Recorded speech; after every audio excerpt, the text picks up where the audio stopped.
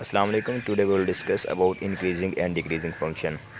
Increasing function से मुराद ये होता है कि जब हम फंक्शन में इनपुट वैल्यू पुट करते तो हमारे पास जो आउटपुट वैल्यू आती है तो एक आउटपुट वैल्यू दूसरी, तीसरी, चौथी, पाँचवीं, छठी, सातवीं, आठवीं, इस तरह हम देखेंगे कि जो फर्स्ट आउटपुट वैल्यू है वो सेकंड आउटपुट वैल्यू से इंक्रीज़ हो रही है या डिक्रीज़। तो नेक्स्ट हम इस तरह चेक करते हैं, इससे पता चलता है कि फंक्शन इंक्रीज़ हो रहा है या फंक्शन डिक्रीज़ हो रहा है। तो इंक्रीजिंग और डिक्रीजिंग फंक्शन के लिए हम फॉर एग्जांपल हमारे पास कोई ये फंक्शन एफ ऑफ एक्स, ये एक हमारे पास फंक्शन है और हमने इंटरवल लिया है ए से बी कि ये हमारे पास कोई एक ओपन इंटरवल है ए से बी। इसमें से हमने इनपुट की कोई सी वैल्यू की पिक करनी है, वो हम x1 भी ले सकते हैं, x2 भी। हमने कहा कि हमने x1 belong to open interval A B. इसके लिए हमारे पास जो फंक्शन की आउटपुट वैल्यू बने वो बनेगी एफ ऑफ x1। और इस तरह में एक और डोमेन में से वैल्यू लेते हैं x2 जो कि बिलोंग करती है ए से बी। अब हमने कहा कि हमने डोमेन में से एक और वैल्यू ली है x2। अब ये जो x2 हमारे पास वैल्यू है ये हमने ली है ओपन इंटरवल ए और बी से। तब हमारे पास इसका जो आउटपुट मिलता है वो हमारे पास आ जाएगा एफ ऑफ x2। ये हमारे पास का आउटपुट है एफ ऑफ x2। अब हम देखेंगे कि जो हमारे पास एफ ऑफ x1 है वो क्या है, less than F of x2। जब हमारे पास क्या हो, x1 is less than x2 से हो, मतलब x1 x2 से लेस देन है, तब हमारा एफ ऑफ x1 अगर कम हो एफ ऑफ x2 से, तब हम कहेंगे कि ये फंक्शन क्या है, हमारे पास इंक्रीजिंग फंक्शन है। तब हमारे पास ये फंक्शन कौन सा होगा, इंक्रीजिंग फंक्शन। अदरवाइज हम डेरिवेटिव के लिहाज से देखें तो अगर हम किसी भी फंक्शन का फर्स्ट डेरिवेटिव लें और वो क्या हो, ग्रेटर देन ज़ीरो हो, फर्स्ट डेरिवेटिव क्या हो, ग्रेटर देन ज़ीरो, तब भी हम कहेंगे कि ये फंक्शन क्या हमारे पास है, इंक्रीजिंग फंक्शन है। इसके लिए हमारे पास ग्राफ से हम अगर एग्जांपल लें तो फॉर एग्जांपल यहाँ पर हम वैल्यू लेते हैं एफ ऑफ x1, ये हमारे पास आउटपुट की वैल्यू एफ ऑफ x1, तब हमारे पास इनपुट वैल्यू क्या है, x1। फिर हम लेते हैं एफ ऑफ x2 और इनपुट वैल्यू क्या है, x2। अब यहाँ से हमें नज़र आ रहा है कि ये जो x1 है वो x2 से लेस है, और जब हमने एफ ऑफ x1 की वैल्यू चेक की तो वो एफ ऑफ x2 से हमारे पास क्या है, ज़्यादा आ रही, क्योंकि ये y की वैल्यू एफ ऑफ x1 होगी और ये एफ ऑफ x2 होगी। और नज़र आ रहा है कि एफ ऑफ x1 हमारे पास क्या है, वो ज़्यादा है, और एफ ऑफ x2 वो हमारे पास क्या है, कम है।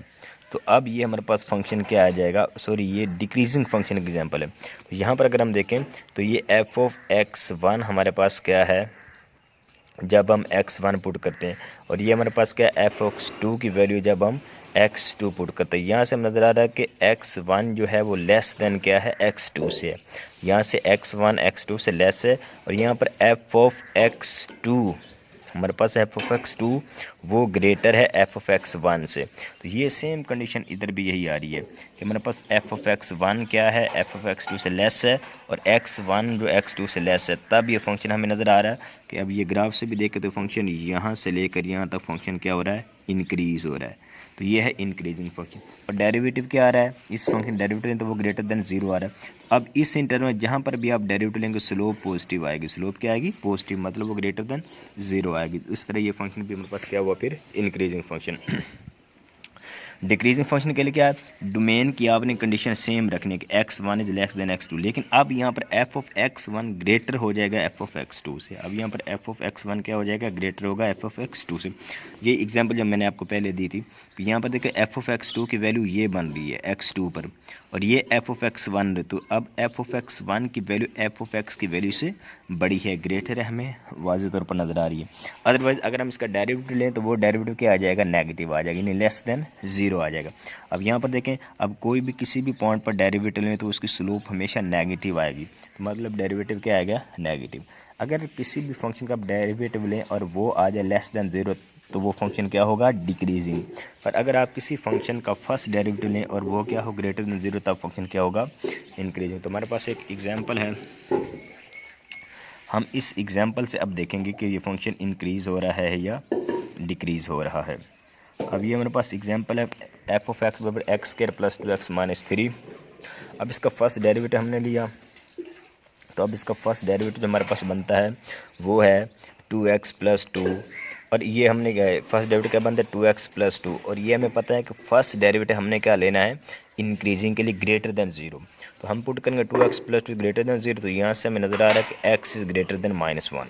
अब यहाँ पर ये गौर करें कि x हमारे पास क्या आ रहा है, ग्रेटर देन -1, तो यहाँ पर फंक्शन इंक्रीजिंग होगा और ये फंक्शन इंक्रीजिंग का -1 से लेकर प्लस इन्फिनिटी तक, क्योंकि x इज ग्रेटर देन -1, तो -1 से लेकर प्लस इन्फिनिटी जब हम मूव करेंगे तो इस तमाम इंटरवल में फंक्शन क्या आएगा, इंक्रीज़ करेगा।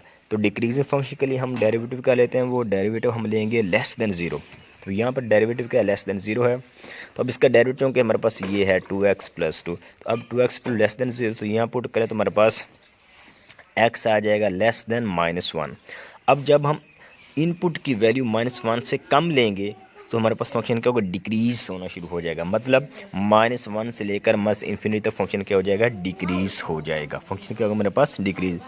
तो इस तरह हमारे पास पता चला कि फंक्शन इंक्रीज़ कब हुआ और फंक्शन डिक्रीज़ कब हुआ। तो हमारे पास कोई एक पॉइंट ऐसा भी आएगा जिसके ऊपर फंक्शन ना तो इंक्रीज़ होगा और ना डिक्रीज़ होगा, उस पॉइंट को हम बोलते हैं स्टेशनरी पॉइंट।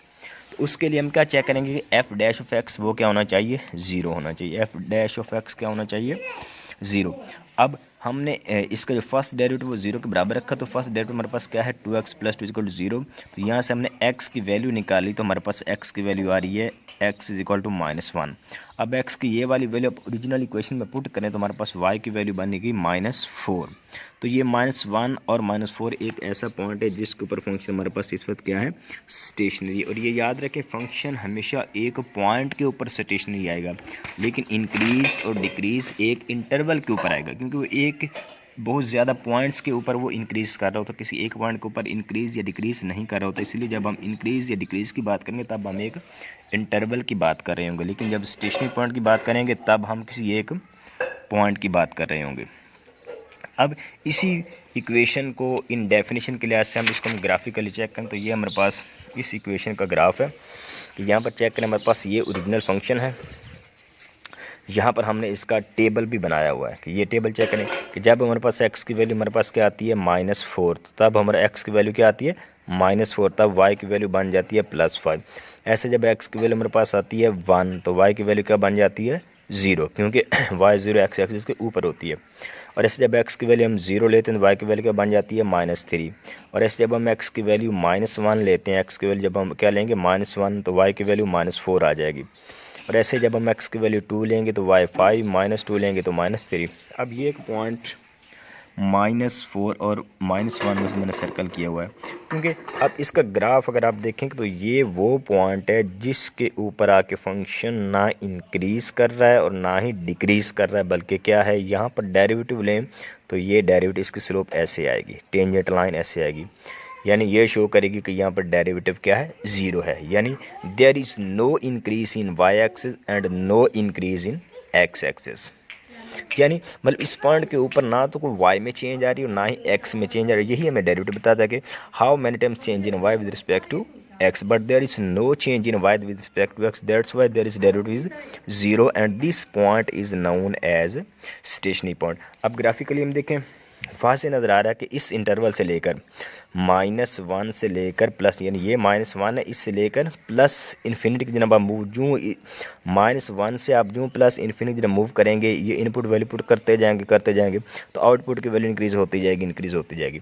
तो जो हमने यहाँ बताया था कि हमारे पास जो फंक्शन है वो इंक्रीज़ कर रहा है किस इंटरवल में, -1 से प्लस इन्फिनिटी में। तो ये बात यहाँ पर पूरी है कि यह -1 से लेकर प्लस इन्फिनिटी फंक्शन हमारे पास क्या ग्राफिकल देखे तो क्या कह रहा है, इंक्रीज़। और ऐसे ही -1 से -इन्फिनिटी तक फंक्शन क्या कर रहा है, डिक्रीज़। लेकिन इसमें -1 शामिल नहीं है, क्योंकि -1 के ऊपर फंक्शन क्या आ जाता है, 0 आ जाता है, फंक्शन क्या हो जाता है, 0। और ये हमारे पास क्या कहलाता है, स्टेशनरी पॉइंट। ये हमारे पास क्या कहलाता है, स्टेशनरी पॉइंट। तो ये हमारे पास इंक्रीजिंग और डिक्रीजिंग फंक्शन था कि अगर हमने चेक करना हो कि फंक्शन इंक्रीज़ कब होता है, डिक्रीज़ कब होता है, तो ये हम ग्राफिकली भी, और अगर हमारे पास हम जानते हो कि कोई भी पोलिनोमियल है जिसका जो हमारे पास फंक्शन है उसके अगर हम ग्राफ के बारे में कुछ जानते हो तब भी हम बहुत जल्दी गैस हो जाएगा कि कौन सा फंक्शन कहाँ पर इंक्रीज़ करता है और कहाँ पर डिक्रीज़ करता है। जैसे हमारे पास ये एक ग्राफ है, अगर हम इस ग्राफ को देखें तो यहाँ पर देखिए फंक्शन यहाँ से इंक्रीज़ हो रहा है, यहाँ पर फंक्शन 0, यहाँ पर डिक्रीज़, यहाँ पर 0, फिर यहाँ पर इंक्रीज़, यहाँ पर 0, यहाँ पर डिक्रीज़, यहाँ पर इंक्रीज़, और यहाँ पर फंक्शन का जो कांस्टेंट हो रहा है, फंक्शन हमारे पास क्या हो रहा है, कांस्टेंट फंक्शन आ रहा है, ना इंक्रीज़ हो रहा है और ना ही डिक्रीज़, बल्कि कांस्टेंट चल रहा है। और इस टोटल बात में जब सेकंड ईयर की मैथ में हम बात करते हैं इंक्रीजिंग और डिक्रीजिंग फंक्शन, लेकिन ये एक बात हम भूल जाते हैं कि जिस इंटरवल में हम फंक्शन की इंक्रीजिंग और डिक्रीजिंग चेक कर रहे होते हैं, ये बात आपने याद रखनी कि उस इंटरवल में ए से बी में, उस इंटरवल में जैसे हमारे पास ये एक इंटरवल है फॉर एग्जांपल एक्स हम -3 से +1 ले रहे हैं। अब इसमें हम देख लें हमारा फंक्शन क्या है, कंटिन्यूस है। फंक्शन क्या है, कंटिन्यूस है। कहीं पर फंक्शन टूट नहीं रहा, फंक्शन में एक कंटिन्यूसली चल रहा है। तो बात कहने का मकसद है जिस इंटरवल में आप फंक्शन इंक्रीज़ और डिक्रीज़ चेक कर रहे हैं, तो ये ज़रूरी है कि उस इंटरवल में फंक्शन कंटिन्यूस होना भी ज़रूरी है।